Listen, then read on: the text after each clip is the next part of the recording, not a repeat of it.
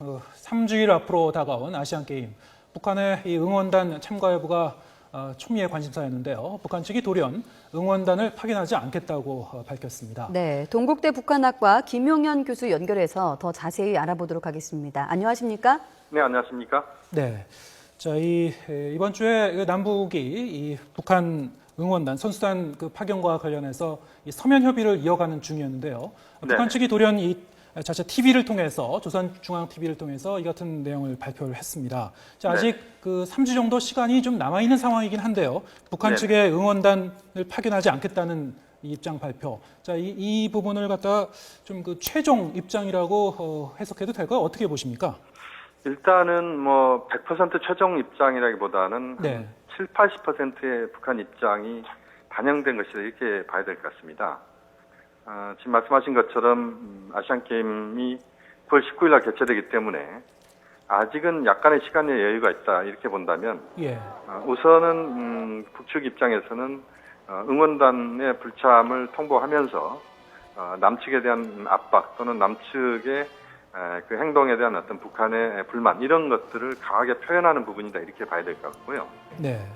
그러면서도 역시 지금 박근혜 정부의 대북 정책이랄지 이런 것들이 획기적으로 변하지 않고 있는 상황에서 북측이 자신들이 불만을 갖고 있는 것들을 충족을 남측 당국이 다 시켜준다 이런 것에 대한 북한 나름대로 판단은 좀 유보적일 가능성이 높다 이런 점에서 현재로서는 이제 불참의 가능성들이 상당히 높다 이렇게 보여집니다만 어쨌든 약간의 어떤 여지들은 좀 더 남아있는 것 아니냐 이런 부분들을 좀 더 지금부터 또 좀 더 적극적으로 분위기를 또 바꾸는 그런 것도 마지막으로 노력은 한번 해봐야 된다고. 네, 우리 정부 측에 이제 강한 불만을 표시를 했지만은 20여일 동안 남은 기간 동안에 상황이 좀 변할 가능성도 배제할 수는 없다 이렇게 보시는군요. 그렇습니다. 또 지금 한미연합 군사훈련 을지 프리덤 가디언 훈련이 사실상 오늘 종결이 됐습니다. 네. 그렇게 본다면 이제 북한 나름대로도 남관계 관련된 북한의 강한 반발 이런 것들이 그 소재 자체는 좀 정리가 됐다 이렇게 봐야 되기 때문에 좀 더 우리 정부와 그 북측 당국의 지금의 어떤 상황들을 좀 돌파하기 위한 좀 더 통 큰 차원의 그런 접근법들이 좀 요구되는 그런 마지막 상황이 한번 남았다 이렇게 봐야 될 것 같습니다. 네. 당초 북한이 이 아시안 게임에 북한 선수단과 응원단을 파견했다는 것을 지난달에 공화국 정부 성명을 통해 공식적으로 발표를 했는데요. 이번에는 응원단을 파견하지 않겠다. 이게 공화국 성명이 아니고 방송에서 지금 이야기를 한 거잖아요. 그렇습니다. 이게 공화국 성명이 아니고 방송에서 이야기했다는 것. 이게 어떤 의미를 가지고 있다고 볼 수 있겠습니까? 우선은 이번 발표의 주체가 지금 북한의 올림픽위원회 부위원장, 송강호 부위원장입니다. 그러니까 물론 이제 그 중요한 북측 인사가 표현을 했다 이렇게 봐야 되는데 북한 당국의 어떤 공식적인 발표가 그런 100% 지금 발표다 이렇게 보기보다는 그 언론을 통해서 남측 정부에 대한 압박 이런 부분들의 요소도 지금 여전히 있다. 이 부분은 한편으로 우리가 또 주목을 해야 되는 부분인 것 같고요. 만약에 내일 정도에 이제 북한의 북한 내각의 성명이랄지 또는 북한의 국방위원회랄지 이런 쪽에서의 그런 성명이랄지 이런 그런 발표가 나온다면 그것은 이제 기정사실화된다 이렇게 봐야 되는데요. 아직까지는 조금은 여지가 있다 이런 점에서 그 여지가 남아있는 부분들을 통해서 뭔가 상황들을 좀 돌파해 나가는 이 부분도 지금 한 번은 더 고민을 해야 될 부분이다. 왜냐하면 인천 아시안게임의 흥행과 관련돼서도 그렇고 또 사실 인천에서 아시안게임이 열리는데 북한에서 응원단 파견이 전혀 안 된 상황이다. 이것은 우리 정부 입장에서도 사실 국제사회에 체면이 안 서는 부분들도 있는 것 같고요.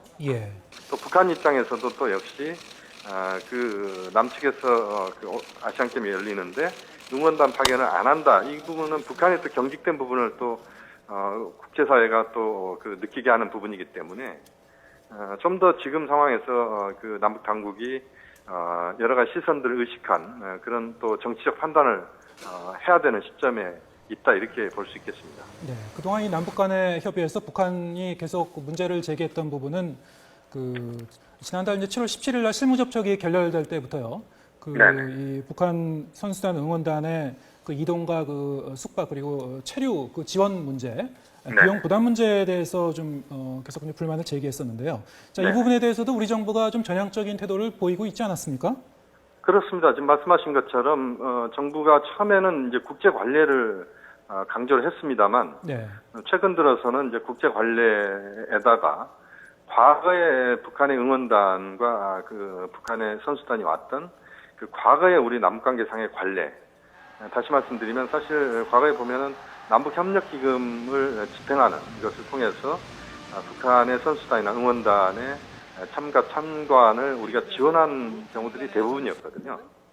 이제 그것을 이번에도 좀 원용한다 이런 유연성들이 부분적으로 좀 나왔습니다만 북한의 어떤 그런 불만이랄지 이런 것들을 또 잠재우기에는 또 북한 나름대로도 지금 남북관계 상황 자체를 북한은 지금의 국면 자체를 상당히 남북 당국 간의 어떤 삿바싸움 또 대결구도 이런 것들이 해소되지 않은 상황으로 보고 있기 때문에 그런 연장선상에서 응원단 파견과 관련된 부분에서도 좀 경직된 모습을 보이고 있다 이렇게 봐야 될 것 같습니다.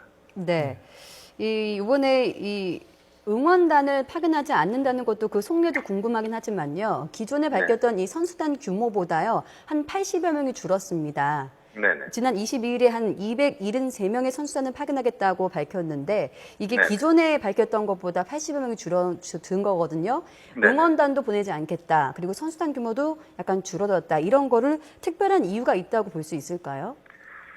역시 이유는 분명히 있다고 봐야 되겠습니다. 북한이 처음에 이야기했던 규모는 선수단 350명, 응원단 350명 내외였거든요.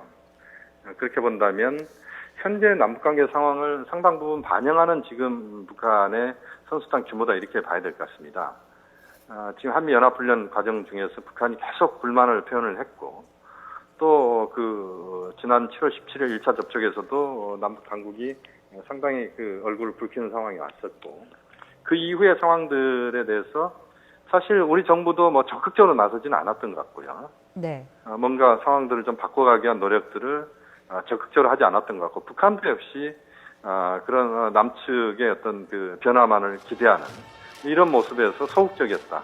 이런 남북 당국의 소극적인 그런 대응이 지금의 어떤 북한 선수단의 축소, 그다음에 응원단의 불참으로 나타난 것 아니냐. 이런 점에서 봤을 때는 남북 당국이 좀 더 이 문제에 대해서 신중하고 좀 더 유연하게 접근했더라면 하는 그런 아쉬움이 매우 크게 지금 남아 있습니다. 네. 자, 북한 응원단 아시안 게임 참가 문제는 사실 우리로서도 좀 아쉬운 부분입니다만 북한으로서도 300명의 응원단을 대대적으로 모집하면서 그동안 쭉 준비를 한 걸로 좀 알려졌단 말이죠.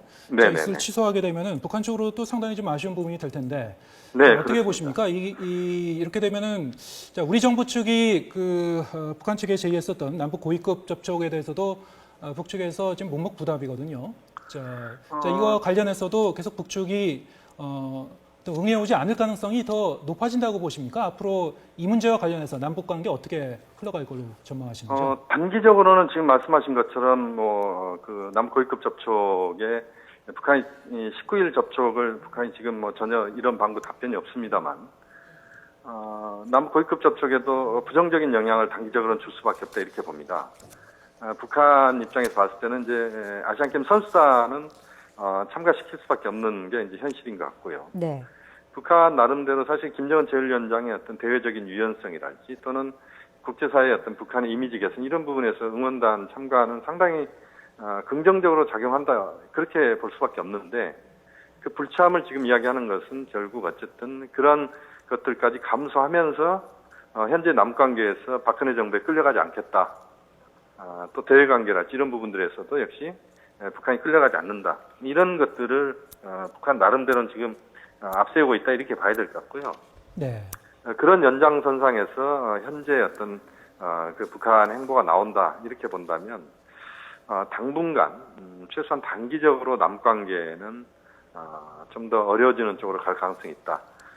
한미연합훈련을 마치고 나서 좀 남북관계를 변화시키는 그런 노력이 남북 당국 사이에서 나와야 된다고 봤는데 북한의 불참 이 부분은 역시 남북관계의 현재 상황의 그 변화를 바라는 차원에서 본다면 좀 찬물을 끼얹는 예. 뭐 그런 거라고 봐야 될 것 같고요.